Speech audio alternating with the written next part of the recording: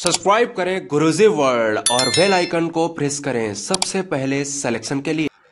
जय हिंद साथियों, आप सभी का स्वागत करता हूं आप सभी के अपने चैनल गुरुजी वर्ल्ड में। साथियों, आज के इस वीडियो में क्लास 6 के एनसीईआरटी हम लोग देखेंगे, यानी कि सब्जेक्ट होगा साथियों हिस्ट्री, और हिस्ट्री का चैप्टर नंबर देखेंगे 4। तो यहाँ पर चैप्टर नंबर 4 का साथियों नाम क्या है, क्या बताती हैं हमें किताबें और कब्रें, यानी कि इस पूरे चैप्टर में साथियों प्राचीन किताबों के बारे में बात की गई है कि कौन कौन सी किताबें और कब कब आई, और प्राचीन काल की कब्रें कैसी हुआ करती थी, उनकी क्या विशेषता थी, इसके बारे में आज की इस वीडियो में इस क्लास में चर्चा करेंगे। तो यहाँ पर सबसे पहले आप लोग देख पा रहे होंगे कि दुनिया के प्राचीनतम ग्रंथों में एक है, यानी कि वेदों की अगर बात करें तो वेदों की संख्या कितनी है, परीक्षा में आपसे पूछा जाता है तो 4 है संख्या। अगर बात करें कौन कौन से वेद हैं, तो ये 4 वेद होते हैं, ऋग्वेद, सामवेद, यजुर्वेद और अथर्ववेद। उसके बाद यहाँ पर साथियों क्या कहा गया है, आप लोग देख सकते हैं कि इसमें सबसे प्राचीन वेद कौन सा है, तो सबसे प्राचीन वेद ऋग्वेद है। परीक्षा में यह भी पूछा जाता है। अच्छा, ये ऋग्वेद की रचना जो है वो कब की गई, तो 3500 वर्ष पूर्व की गई, ये भी आपको ध्यान रखना है। ऋग्वेद में 1000 से अधिक प्रार्थनाएं हैं। कितनी प्रार्थनाएं साथियों, 1000 से ज्यादा प्रार्थनाएं हैं, जिन्हें क्या कहा जाता है, जिन्हें सूक्त कहा जाता है। अब यहां पर सूक्त कहा जाता है, 1000 से ज्यादा प्रार्थनाएं हैं जिनको क्या कहा जाता है, सूक्त कहा जाता है। अब बताया गया है कि इस सूक्त का मतलब क्या होता है, तो अच्छी तरह से बोला गया, इसको क्या कहा जाता है साथियों, सूक्त कहा जाता है। ये सूक्त विभिन्न देवी देवताओं की स्तुति में रचे गए हैं। इनमें 3 देवता बहुत महत्वपूर्ण हैं। अब उन 3 देवताओं के साथियों नाम लिखे हैं, कौन कौन से हैं, अग्नि है, इंद्र हैं और सोमवेद हैं। उसके बाद देखिए, अग्नि आग के देवता, और इंद्र युद्ध के देवता, और सोम एक पौधे हैं जिससे एक खास पेय बनाया जाता है। ठीक है साथियों, तो जितनी भी जानकारी मिली है परीक्षा के लिहाज से बहुत ही आपके लिए इंपॉर्टेंट है। साथियों, यहाँ पर अगर आप लोग चैनल पर नए हैं तो चैनल को सब्सक्राइब करके बेल आइकन पर क्लिक करेंगे, और अगर आप लोग चाहते हैं कि एनसीईआरटी आपको कंप्लीट चाहिए, यानी कि क्लास 6 से लेकर क्लास 12 तक अगर आप चाहते हैं कि एनसीईआरटी कंप्लीट आपकी करवाई जाए हर एक सब्जेक्ट की, तो तुरंत चैनल को सब्सक्राइब करके बेल आइकन पर क्लिक कर लीजिए। और साथियों, आपके लिए प्लेलिस्ट बना दी गई है सभी एनसीईआरटी क्लास की, जिसका लिंक आपको डिस्क्रिप्शन में मिल जाएगा, तो वहां से जाकर सभी क्लासेस को आप लोग एक बार साथियों अटेंड कर लीजिए। चलिए, अब उसके बाद देखते हैं कि वैदिक प्रार्थना की रचना ऋषियों द्वारा की गई। साथियों, क्या यहां पर कहा गया है, मैं यहां पर इसको छोटा कर लेता हूं, अब सही है साथियों। चलिए, तो कहा गया है साथियों, वैदिक प्रार्थनाओं की रचना ऋषियों द्वारा की गई है। आचार्य विद्यार्थियों को इन्हें अक्षरों, यानी कि जो आचार्य हुआ करते थे, जैसे कि आज के समय में टीचर हैं तो उस समय में आचार्य कहा जाता था, तो आचार्य जो थे विद्यार्थियों को इन्हें अक्षरों, शब्दों और वाक्यों में बांटकर सस्वर, यानी कि स्वर के साथ पाठ के द्वारा कंठस्थ करवाते थे, यानी कि इनको याद करवाते थे वैदिक प्रार्थनाओं को। ठीक है, आचार्य लोग। उसके बाद देखिए लिखा हुआ है साथियों कि अधिकांश सूक्तों के रचयिता सीखने और सिखाने वाले पुरुष थे। कहा गया है जो पहले के टीचर हुआ करते थे, जो आचार्य हुआ करते थे साथियों, वो कौन हुआ करते थे, वो पुरुष हुआ करते थे। आज के समय में आप लोग देखेंगे कि महिलाएं भी साथियों जो है वो आचार्य हैं, या कह सकते हैं टीचर हैं, लेकिन उस समय अधिकांश जो हैं वो कौन हुआ करते थे, पुरुष ही हुआ करते थे।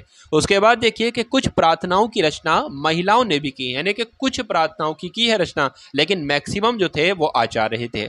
ऋग्वेद की भाषा प्राकृत संस्कृत या वैदिक संस्कृत कहलाई जाती है, बिल्कुल सही। यह संस्कृत वर्तमान में स्कूलों में पढ़ाई जाने वाली संस्कृत से थोड़ी भिन्न है, यानी कि जो वर्तमान समय में स्कूलों में संस्कृत पढ़ाई जा रही है ये संस्कृत से थोड़ी सी अलग है, लेकिन पूरी तरीके से नहीं। उसके बाद देखिए साथियों, अगला पैराग्राफ है कि ऋग्वेदों का उच्चारण और श्रवण किया जाता था, ना कि इन्हें इसे छापने का काम तो लगभग 200 वर्ष पूर्व ही किया गया, यानी कि ऋग्वेद का उच्चारण और श्रवण किया जाता था, ना कि इन्हें छापने का काम तो लगभग 200 पूर्व ही किया जा चुका। छापने का काम जो था वो 200 पूर्व हो चुका था।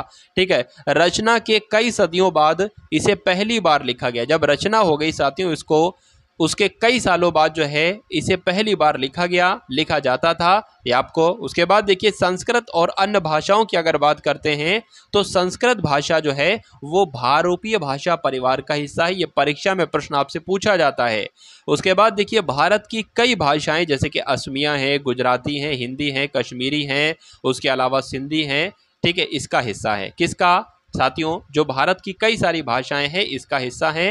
उसके बाद देखिए भारत की कई भाषाएं, जैसे कि फिर से लिख के आ गया है, असमिया, गजरा, एशियाई भाषाएं जैसे फारसी, यूरोप की बहुत सारी भाषाएं जैसे अंग्रेजी, फारसी, जर्मन, यूनानी, इतालवी, स्पेनिश आदि इस परिवार से जुड़ी हुई हैं। यानी कि कौन से परिवार से जुड़ी हुई हैं? भारोपीय भाषा परिवार से जुड़ी हुई हैं, ये आपको ध्यान रखना है। उसके बाद देखेंगे साथियों, जैसे कि लिखा हुआ है कि अंग्रेजी, फारसी, जर्मन, यूनानी, इतालवी पढ़ चुके हैं इसको हम लोग, आदि इस परिवार से जुड़ी हुई, यहाँ तक हो गया था। इन्हें एक भाषा परिवार इसलिए कहा जाता है क्योंकि आरंभ में उनमें से कई शब्द एक जैसे थे, एक जैसे कई शब्द थे, इसलिए इनको कहा जाता है एक भाषा परिवार। उदाहरण के लिए मात्र संस्कृत, माँ हिंदी और मदर अंग्रेजी। ठीक है, तो एक ही तो हैं, लेकिन भाषा के तौर से देखा जाए तो अलग अलग हैं। मात्र को, माँ को, मदर एक ही चीज़ है। भारतीय उपमहाद्वीप में दूसरे भाषा परिवार की भाषाएं बोली जाती हैं, यानी कि जो भारतीय उपमहाद्वीप है यहाँ पर दूसरे भाषा परिवार की भाषाएं बोली जाती हैं। उदाहरण के लिए पूर्वोत्तर प्रदेशों में तिब्बत बर्मा परिवार की भाषा बोली जाती है। तमिल, तेलुगु, कन्नड़, मलयालम भाषाएं द्रविड़ परिवार की भाषाएं हैं, जबकि झारखंड और मध्य भारत के कई हिस्सों में बोली जाने वाली भाषाएं ऑस्ट्रो एशियाटिक परिवार से जुड़ी हुई हैं। अब साथियों यहाँ पर हम लोग देख लेते हैं ऋग्वेद के अध्ययन के बारे में। ऋग्वेद के अध्ययन के बारे में तो इतिहासकार और पुरातत्ववेत्ताओं की तरह ही अतीत के बारे में जानकारी इकट्ठी करते हैं। यानी कि जो इतिहासकार हैं या पुरातत्ववेत्ताओं की भांति ही अतीत के बारे में, यानी कि प्राचीन समय के बारे में जानकारी इकट्ठा करते हैं, लेकिन भौतिक अवशेषों के अलावा भी लिखित स्रोतों का भी उपयोग करते हैं। ठीक है, जो भौतिक अवशेष हैं एक तो उनसे प्राचीन काल की जानकारी मिल सकती है, लेकिन ये जो है जो लिखित साथियों साक्ष्य हैं, लिखित स्रोत हैं जिनसे प्राचीन इतिहास की जानकारी मिल सकती है, ये उसका भी अध्ययन करते हैं। ठीक है, ऋग्वेद के कुछ सूक्त वार्तालाप के रूप में है। अब यहाँ पर आप लोग साथियों देखेंगे कि ऋग्वेद की पांडुलिपि का एक पन्ना मिला है, वो पन्ना हम लोग सबसे पहले देख लेते हैं।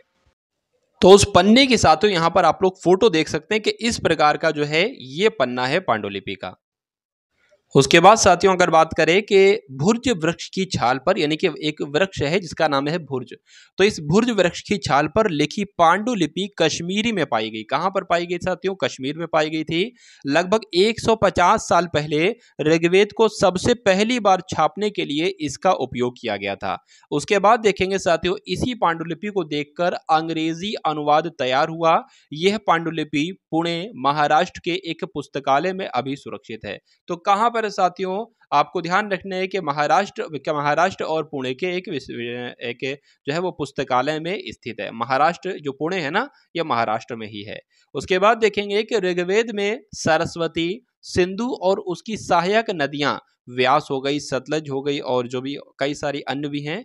तो ऋग्वेद में सरस्वती, सिंधु और उसकी सहायक नदियों का वर्णन कई बार जो है हुआ है। आपसे पूछा जा सकता है किसमें? तो ऋग्वेद में ऐसा हुआ है, परंतु गंगा और यमुना का उल्लेख जो हुआ है वो एक बार ही हुआ है। ऋग्वेद में सबसे ज्यादा वर्णित नदी कौन सा, यानी कि सबसे ज्यादा जो जिक्र आया है वो किस वेद का आया है, किस नदी का आया है? तो ऋग्वेद में सिंधु नदी का सबसे ज्यादा बार वर्णन किया गया है और सर्वाधिक पवित्र नदी जो बताई गई है वो सरस्वती नदी बताई गई। तो साथियों इस पैराग्राफ से सिर्फ ये 4 से 5 प्रश्न आपसे यहाँ पर पूछे जा सकते हैं, बन रहे हैं 4 से 5 प्रश्न। अब इसके बाद देखेंगे साथियों मवेशी, घोड़े और रथ। तो अब मवेशी, घोड़े और रथ के बारे में साथियों यहाँ पर अब हम लोग जानकारी थोड़ी प्राप्त करते हैं। देखिए यहाँ पर साथियों क्या लिखा हुआ है कि ऋग्वेद में मवेशियों, बच्चों, खासतौर पर पुत्रों और घोड़ों की प्राप्तियों के लिए अनेक प्रार्थनाएं हैं। घोड़ों को लड़ाई में रथ खींचने के लिए काम में लाया जाता था और इन लड़ाइयों में मवेशी जीत कर लाए जाते थे। लड़ाइयाँ वैसे ज़मीन के लिए भी लड़ी जाती थी। मतलब जैसे किसी को हरा दिया तो उसके कब्ज़े में जितनी ज़मीन है उसको अपने कब्ज़े में कर लिया, अधिकार में कर लिया। इस वजह से भी लड़ाइयाँ जीती जाती थी और मवेशियों, जो भी मवेशी साथियों बचते थे उनको भी जो है वो ले आया जाता था अपने अधिकार के अंतर्गत। जहाँ अच्छे चारागाह हो, जहाँ पर जो जैसी जल्दी तैयार हो जाने वाली फसलों को उपजाया जा सकता हो, कुछ लड़ाइयाँ पानी के स्रोत और लोगों को बंदी बनाने के लिए भी लड़ी जाती थी। तो आपने देखा साथियों, प्राचीन काल में लड़ाइयाँ जो हैं वो किस किस वजह से लड़ाई जाती थीं। चारागाह लेने के लिए, मवेशियों को लेने के लिए, उनकी ज़मीनों को अपने कब्जे में लेने के लिए लड़ाइयाँ लड़ी जाती थीं। उसके बाद देखेंगे कि युद्ध में जीते गए धन, यानी कि जो युद्ध में जीता गया धन होता था, इसका कुछ भाग सरदार रख लेता था तथा कुछ हिस्सा पुरोहितों को दे देता था। शेष धन और जितना धन बचता था वो आम लोगों में बांट दिया जाता था। कुछ धन यज्ञ के लिए भी इस्तेमाल किया जाता था। यज्ञों में जो घी है, अनाज है और कभी कभी जानवरों की आहुति भी दी जाती थी। तो साथियों, आपने देखा कि युद्ध में जो धन जीता जाता था, उनको कहाँ कहाँ पर खर्च किया जाता था। वो सरदार कुछ धन अपने पास रखता था, कुछ आम जनता को दे देता था, कुछ पुरोहितों में दे देता था और कुछ धन के यज्ञ के लिए, यानी कि जो यज्ञ होता था ना, कुछ धन उसमें खर्च कर देते थे। चलिए, उसके बाद देखिए साथियों कि अधिकांश पुरुष, बहुत सारे पुरुष इन युद्धों में भाग लेते थे। कोई स्थायी सेना नहीं होती थी, लेकिन लोग सभाओं में मिलते जुलते थे और युद्ध व शांति के विषय में सलाह मशवरा करते थे। वहाँ ये ऐसे लोगों को अपना सरदार चुनते थे जो बहादुर और कुशल योद्धा होता था। ठीक है, लोगों की विशेषता बताने वाले शब्द क्या साथियों? लोगों की विशेषता बताने वाले शब्द, तो लोगों का वर्गीकरण काम, भाषा, परिवार या समुदाय, निवास स्थान या सांस्कृतिक परंपरा के आधार पर किया जाता रहा है। ऐसे दो समूह हैं जिनका वर्गीकरण काम के आधार पर किया गया है। पुरोहित, जिन्हें कभी कभी ब्राह्मण कहा जाता था, ये यज्ञ और अनुष्ठान करते थे। दूसरे लोग थे राजा। ठीक है साथियों, दूसरे लोग थे राजा। राजा ने, थोड़ा सा यहाँ पर मुझे ऐसा लग रहा है कि थोड़ा सा टाइपिंग मिस्टेक हो गई है, लेकिन अब यहाँ से सही है। राजा ना तो बड़ी राजधानियों और महलों में रहते थे, यानी कि राजा बड़े बड़े महलों में नहीं रहते थे। इनके पास सेना थी, ना ही ये कर वसूलते थे। यही नहीं, राजा की मृत्यु के बाद उनका बेटा अपने आप ही शासक नहीं बन जाता था, क्योंकि राजा एक प्रकार का सरदार था, उसकी शक्तियां सीमित थीं। आभास होता है कि कबीलों की आम सभा, जो समिति कहलाती थी, अपने राजा को चुनती थी। यानी कि जब राजा जो था वो मर जाता था तो उसका बेटा डायरेक्ट नहीं राजा बन जाता था, इसका चयन किया जाता था एक समिति के द्वारा। ठीक, और उनमें से चुना जाती थी, वो समिति चुनती थी। चलिए, उसके बाद देखिए कि जनता या पूरे समुदाय, क्या साथियों लिखा हुआ है जनता या पूरे समुदायों के शब्दों जन और विष का प्रयोग होता था। विष से वैश्य निकला और ऋग्वेद में विष और जनों के नाम मिलते हैं, इसलिए हमें पुरु जन या विष, भरत जन या विष जैसे कई उल्लेख मिलते हैं। उसके बाद देखिए साथियों, क्या यहाँ पर आपको बताया गया है, देखते हैं। जिन लोगों ने भी प्रार्थनाओं की रचना की, वे खुद को आर्य कहते थे। यानी कि जो लोगों ने प्रार्थना की रचना की वो अपने आप को क्या कहते थे साथियों? आर्य कहते थे। तथा अपने विरोधियों को दास या दस्यु कहते थे। अपने विरोधियों को क्या कहते थे? दस्यु कहते थे या दास कहते थे।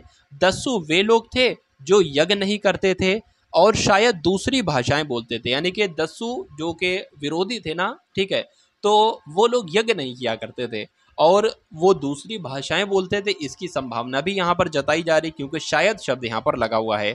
बाद के समय में दास, स्त्रीलिंग वाली जो दासी कह सकते हैं, शब्द का मतलब क्या होता था? गुलाम होता है। यानी कि दास का मतलब एक तरीके से देखें तो गुलाम ही होता है।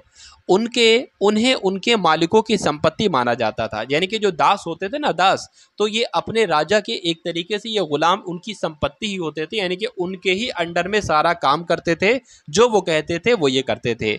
जो भी काम मालिक चाहते थे उन्हें वे सब करना पड़ता था। साफ सफाई है या कपड़े धोना है या तलवारों में जो धार लगाना है, कई सारे साथियों काम जो भी होते थे ना, वो दासों के द्वारा किए जाते थे। और कौन करवाते थे? तो राजा लोग करवाते थे। चलिए, अब उसके बाद देखेंगे कि खामोश प्रहरी, कहानी महापाषाणों की। तो देखते हैं साथियों यहाँ पर क्या है। तो जिस युग में महाद्वीप के उत्तर पश्चिम में ऋग्वेद की रचना हो रही थी, उसी समय कुछ अन्य जगहों पर महापाषाणिक कब्रें बनाने की प्रथा का विकास हो रहा था। मतलब उधर ऋग्वेद की रचना हो रही थी और इधर उसी समय साथियों अलग अलग जगह पर कब्रों बनाने की प्रथा का विकास हो रहा था। कब्र बनाने के लिए बड़े बड़े पत्थरों का प्रयोग ही महापाषाण कहलाया। ठीक है साथियों, ये शिलाखंड दफन करने की जगह पर लोगों द्वारा बड़े अच्छे ढंग से लाए गए थे। चलिए, अब उसके बाद देखते हैं कि महापाषाण जो कब्रें बनाने की प्रथा थी लगभग वो 3000 वर्ष पूर्व की मानी जाती है। ये प्रथा दक्कन, दक्षिण भारत, उत्तर पूर्वी भारत और कश्मीर में प्रचलित थी। कुछ महापाषाण जमीन के ऊपर ही दिख जाते थे और कुछ महापाषाण जमीन के भीतर भी होते थे। कई बार पुरातत्वविदों को गोलाकार सुजाए हुए पत्थर मिलते हैं और कई बार अकेला खड़ा हुआ पत्थर मिलता है। यही एकमात्र प्रमाण है जो जमीन इस तरह के महापाषाण कालिक कब्रों को ताबूत शिष्ट कहा के नीचे कब्रों को दफनाया जाता। ठीक है साथियों। उसके बाद देखिए साथियों कि यहाँ पर साथियों अगले पैराग्राफ की जब हम बात करते हैं तो सभी महापाषाणिक कब्रों में कुछ समानताएं हैं। सामान्यतया मृतकों को खास किस्म के मिट्टी के बर्तन के साथ दफनाया जाता था, जिन्हें काले लाल मिट्टी के बर्तन के नाम से जाना जाता है। यानी कि अगर बात करें कब्रों में जो कुछ समानता है, क्या क्या समानता है, जैसे कि जो मृतक होते थे ना, तो मृतकों को खास किस्म के मिट्टी के बर्तनों के साथ दफनाया था। यानी कि जब उनको दफन किया जाता था तो उनके साथ साथ कुछ मिट्टी के बर्तनों को भी दफनाया जाता था। अब ये पता नहीं उनकी मान्यता थी कुछ कि कब्रों के साथ मृतकों में जो है अगर मिट्टी के बर्तन को दफना दिया जाएगा तो कुछ ऐसा हो जाएगा जो अच्छा है। अब ये उनकी मान्यता थी साथियों। ये एक ऐसी समानता है जो लगभग सभी पाषाणिक कब्रों में मिलती है। इनके साथ ही विभिन्न कब्र में लोहे के औजार, हथियार, घोड़े के कंकाल और सामान, पत्थर और सोने के गहने भी प्राप्त हुए। यानी कि कुछ लोग क्या करते थे कि कब्रों में मृतक के साथ मिट्टी के बर्तनों को भी दफनाया कर देते थे, और कुछ लोग ऐसे साथियों, यानी कि कुछ कब्रें ऐसी मिली हैं कि जो लोग जो थे लोहे के औजार दफनाते थे, कुछ लोग उसमें हथियार रखते थे लोहे के, घोड़े के कंकाल दफना देते थे मृतक के साथ, और सामान, पत्थर और सोने के गहने भी कुछ लोग साथियों उसमें दफना देते थे कब्रों के साथ। ठीक है। अब उसके बाद देखते हैं अगले नंबर का पैराग्राफ। यहाँ पर साथियों आपसे क्या कह रहा है कि लोगों में सामाजिक असमानताओं के बारे में पता करना। तो कुल्हाड़ी की अगर बात करते हैं साथियों तो पुरातत्वविद मानते हैं कि कंकाल के साथ पाई गई कई चीजें मरे हुए व्यक्ति ही नहीं, मरे हुए व्यक्ति की ही रही होंगी। कभी कभी एक कब्र की तुलना में दूसरी कब्र में ज्यादा चीजें मिलती हैं। यानी कि कहा यह जाता है साथियों, जैसे कि सबसे पहले अभी जो ऊपर आपने पढ़ा था यहाँ पर ना, आपने यहाँ पर पढ़ा था कि कई सारे लोग ऐसा करते थे कि मिट्टी के बर्तन मृतक के साथ दफना देते थे, लेकिन कुछ लोग ऐसा करते थे कि लोहे के औजार, हथियार दफनाते थे मृतक के साथ, घोड़े के कंकाल और सोने के गहने। उसके बाद देखिए साथियों कि ब्रह्मगिरी में एक व्यक्ति की कब्र में 33 सोने के मनके और शंख पाए गए, जबकि दूसरे कंकालों के पास सिर्फ कुछ मिट्टी के बर्तन पाए गए, जो उस व्यक्ति की सामाजिक स्थिति की भिन्नता को दर्शाता है। कुछ लोग अमीर थे तो कुछ लोग गरीब थे, कुछ लोग सरदार थे तो कुछ लोग अनुयायी थे। यहाँ पर साथियों इन लाइंस का मतलब क्या है मैं आपको बता दूं। जैसे कि यहाँ पर कहा गया है कि कुछ लोगों की कब्रों में सोने की चीजें मिली, कुछ लोगों की कब्रों में साथियों क्या मिली, यहाँ पर अगर बात करें साथियों मिट्टी के बर्तन मिले, और यहाँ पर कहा गया है कि 33 सोने के मनके मिले और शंख पाए गए, और कहीं पर मिट्टी का सामान तो कहीं पर सोने का सामान। तो इस बात का सबूत है कि जो लोग अमीर होते थे तो उनके कब्र में साथियों सोने की चीजें मिलती थी, बढ़िया चीजें मिलती थी, लेकिन जो लोग गरीब होते थे तो उनके वही मिट्टी की चीजें, मिट्टी के बर्तन मिलते थे। तो यही यहाँ पर साथियों आपको बताया गया है। उसके बाद देखिए साथियों कि क्या कुछ कब्र गाहें खास परिवारों के लिए थी। देखते हैं हम लोग यहाँ पर। कभी कभी महापाषाणों में से एक अधिक कंकाल मिले, यानी कि कभी कभी महापाषाणों में एक से अधिक कंकाल मिले यदि वे यह दर्शाते हैं कि शायद एक ही परिवार के लोगों को एक ही स्थान पर अलग अलग समय पर दफनाया गया। बाद में मरने वाले लोगों को पोर्ट होल के रास्ते कब्रों में लाकर दफनाया गया जाता था। ऐसे स्थानों पर गोलाकार लगाए गए पत्थरों या चट्टान चिन्हों का काम करते थे, जहां लोग आवश्यकता के अनुसार शवों को दफनाने दोबारा आ सकते थे। यानी कि कहा क्या जा रहा है कि महापाषाण की अगर बात है तो महापाषाणों में एक से अधिक कंकाल मिले, यानी कि एक ही कब्र में एक से अधिक लोगों के कंकाल मिले हैं। ये किस बात को दर्शाते हैं साथियों, तो ये इस बात को दर्शाते हैं कि शायद यहाँ पर साथियों इस्तेमाल किया जा रहा है तो शायद एक ही परिवार के लोगों को एक ही स्थान पर अलग अलग अलग अलग समय पर दफनाया गया। मान लीजिए एक परिवार में 5 लोग हैं, अब पहला वाला मर जाता है तो उसको दफना दिया जाता है। जब दूसरा मरता है, वही यहाँ पर बात कही गई है, एक ही परिवार के लोगों को एक ही स्थान पर साथियों अलग अलग समय पर दफनाया जाता। मान लीजिए कोई पहले मर गया तो उसको दफना दिया गया, फिर दूसरा मरा तो कुछ दिन बाद या कुछ सालों बाद या कुछ महीनों बाद उसको वहीं पर दफना दिया गया।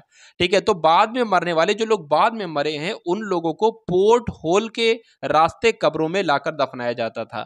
ऐसे स्थानों पर गोलाकार लगाए गए पत्थर या चट्टान चिन्हों का काम करते थे, जहां लोग आवश्यकता के अनुसार शवों को दफनाने दोबारा आ सकते थे। उसके बाद देखिए साथियों, इनाम गांव के एक विशिष्ट व्यक्ति की कब्र यहां पर हम लोग बात करेंगे। तो इनाम गांव भीमा की सहायक नदी घोड़ के किनारे एक जगह है। इस जगह पर 3600 से 2700 ईसा पूर्व लोग रहते हैं। ठीक है, 3600 से 2700 वर्ष पूर्व लोग रहते थे। यहां से प्राप्त कब्रों से अनेक जानकारियां मिलती हैं। यहां वयस्क लोगों को सीधा लेटाकर दफनाया जाता था। सीधा लेटाकर यहां पर जो है वो दफना दिया जाता था और उनका सिर उत्तर की ओर होता था। किस तरफ साथियों? उत्तर की ओर होता था। कई बार उन्हें घर के अंदर ही दफना दिया जाता था। ऐसे बर्तन जिसमें शायद खाना और पानी हो दफनाए गए शव के पास रखे जाते थे। तो साथियों कुछ लोग क्या करते थे, घर में ही शवों को दफना देते थे और उसके शव के साथ यानी कि मृतक के साथ साथियों क्या क्या जो उसके खाने के, जैसे कि आजकल अगर आज के जमाने की बात करें तो मान लीजिए घर का कोई बुजुर्ग या वृद्ध व्यक्ति जो है वो उसकी मृत्यु हो जाती है तो उसका बिस्तर है, उसकी चारपाई है या जो भी उसके कपड़े हैं वो सब बाहर फेंक दिए जाते हैं। यानी कि साथियों बिल्कुल उसको मतलब उसके कपड़े वपड़े सब हटा दिए जाते हैं। बर्तन वर्तन भी यही होता है, मैंने तो साथियों यही देखा है। ठीक है, तो उस समय क्या किया जाता था, उसके जो बर्तन हैं, जो भी उसकी कुछ चीजें हैं वो उसके साथ ही दफना दी जाती थी। पहले के जमाने में साथियों ये होता था।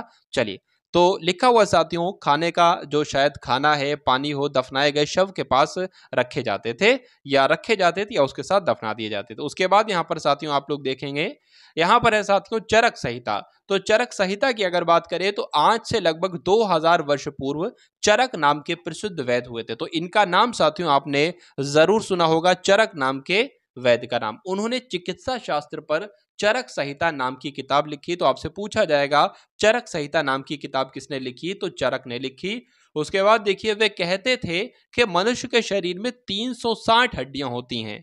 ठीक है, जो आधुनिक शरीर रचना विज्ञान की 206 हड्डियों से काफी ज्यादा है। यानी कि उन्होंने कहा था कि 306 हड्डियां होती हैं, लेकिन वर्तमान में अगर बात करें हड्डियों की संख्या साथियों कितनी है, वर्तमान समय की जो भी रिसर्च है या जो भी जानकारी है साथियों 206 हड्डियां बताई जाती हैं। किताबों में भी यही लिखी हुई है।